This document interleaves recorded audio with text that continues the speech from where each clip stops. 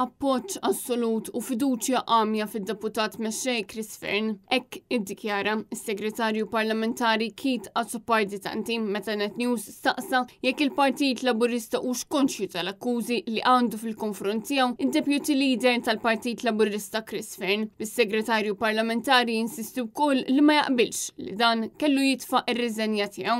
Dwar id-deputat mexxej Chris Fearn l-ewwel nett irrid ngħid imma jiena nirrispetta d-deċiżjoni tiegħu, jiena ma qbilx li jirreżenja, imma jiena fuq dan is-suġġett ikkummenta il-Prim Ministru u m'għandi xejn nżid ma. Tajt ma naqbilx għalfejn l-akkużi huma serji ħafna kif qed tibqgħu tiddefendu. Jiena għandi fiduċja sħiħa fid-deputat mexxej dak li kien deputat Prim Ministru sa ftit tal-ġranet ilu, għandi fiduċja sħiħa f'Mr. Chris Fearn. Chris Fearn qed jiġi akkużat fost l-oħrajn bi frodi brabta mal-iskandlu tal-privatizzazzjoni tal-isptarijiet u tar-riżenja tiegħu lill-Prim Ministru li ma riżenja Roberta Bela ma aċċettajx. Bi Chris Fearn ikollu jerġa' jibgħat ittra fejn sfida lill-Prim Ministru u baqa' jsostni d-deċiżjoni tiegħu. Chris Fearn qed jibqa' jinsisti li huwa innoċenti, però tenna li hu jista' jitkellem fuqu biss.